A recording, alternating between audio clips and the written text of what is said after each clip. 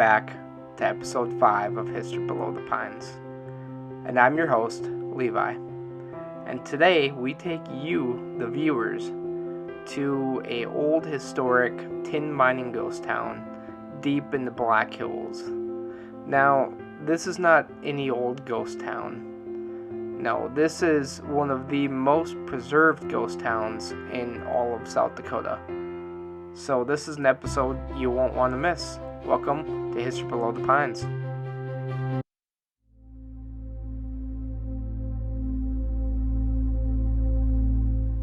In 1876, the area was first settled by a man who went by the name of Edgar St. John. Now, Edgar lived in this ghost town until he died. And the area looked a little bit different than it did with all the buildings in it. He would have lived in it when there was more tents, more kind of off-the-grid kind of civilization. Now, shortly after Edgar moved into the mining town, they had their first big gold rush in the area, just south of where the town is today. But as they were looking at the ore, when they were producing the gold, they found tin, and thus created the big tin boom in the area. Now we jump to the year 1904, and the town now has a post office, a mill, and the mining company is full steam ahead. They already have 6 company mining houses built. They already have a hotel built, and the miners are now bringing their families into town, and it's really becoming a little village of sorts. By 1906, it was no longer a little mining camp. It was now a full-blown mining company town. The town was now home to 30 different buildings.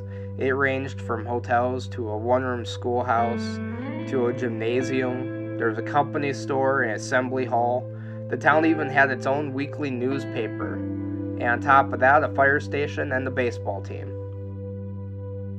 By 1911, the mine was so successful in pulling out over 104,000 pounds of tin that they were even talking about bringing in a railroad to the town to bring in more miners from Spearfish Canyon, but that never happened.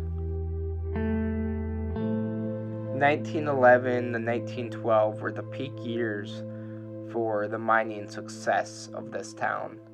And after that, the mine kind of started to decline, and they had their little spurs from moment to moment, but it wasn't the big success story that they had in 1911 and 1912.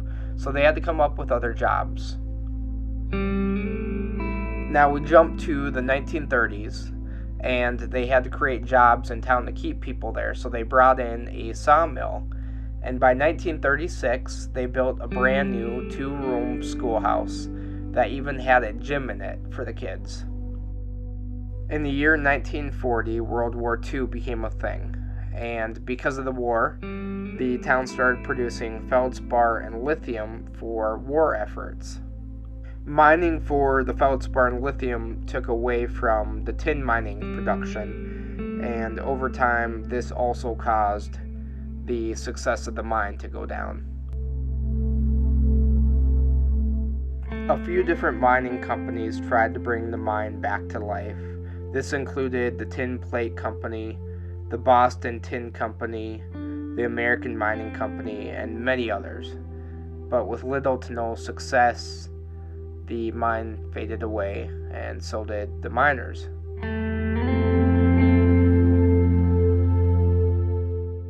Sadly, in the 1950s, the mill went up in fire, and the last of the townspeople left. The mine shut down, and the town went from a company mining town to a ghost town, what it is today.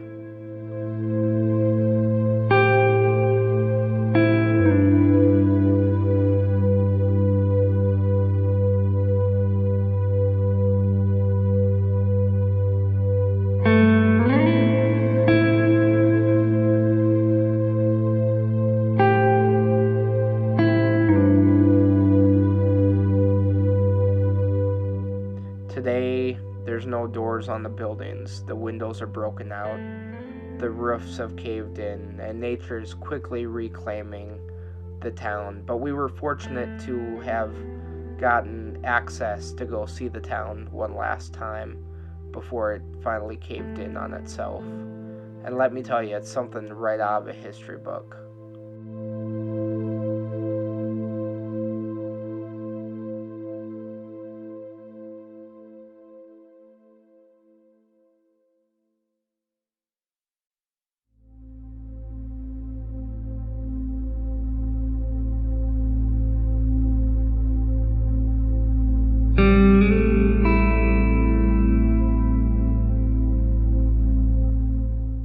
Some of the buildings were in really good condition still, and others were not. But some of the houses you could see where even old paintings used to hang on the wall. And, that's kind of neat to think about, like, that's where someone had dinner, or that was someone's living room, or this was a miner's boarding house. There's so much history, it was really neat to just be there, to experience it. It was kind of like a time capsule and opening it up and reliving the past a little bit through the old buildings, the old walls. If only these houses and these buildings could talk, the stories they could tell, they would be amazing.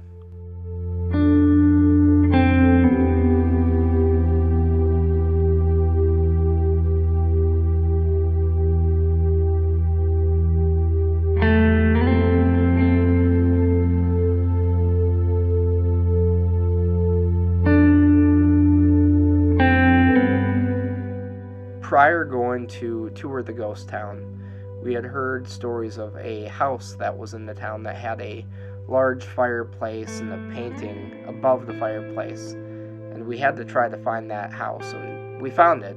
That's what you're seeing right now. Unfortunately, it's a little bit caved in. The rock fireplace is still there. You can see where the painting was, but it's a little bit rotten now and tough to make out. But you can see how ornate and how stylish this house was at the time.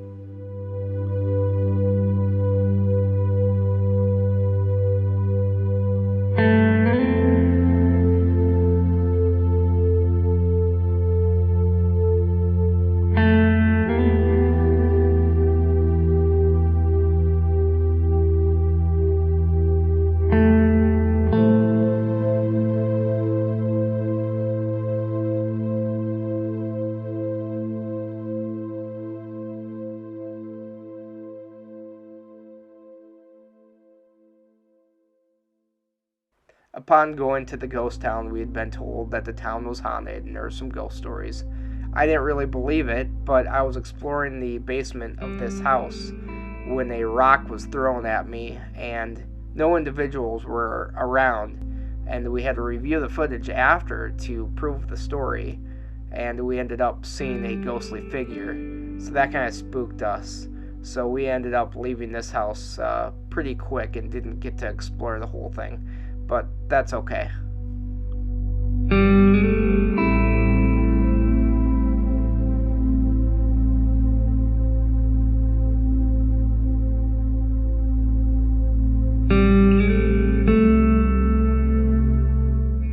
In the early days, this town once had a bank, and it was inside of the company office.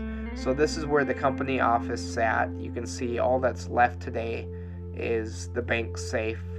And we were told that in the 1970s, there were still bank statements on the floor of this safe until, the wind and nature and people ended up taking what was left.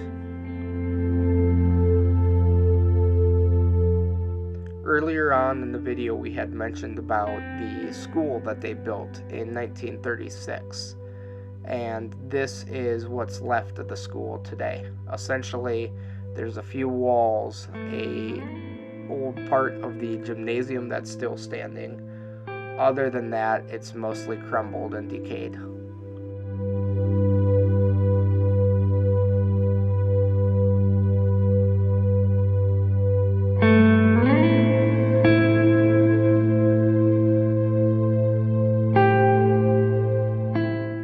At one time in history, this bustling little mining town was home to over 500 different individuals. And to walk the streets and the old roads of this town today, it was just silent. But I closed my eyes for a second and just kind of imagined what it was like, even in the 1930s and the 1920s, when the mine was still going and production was going and jobs were there. It's kind of sad to see it today, but it's a good history lesson.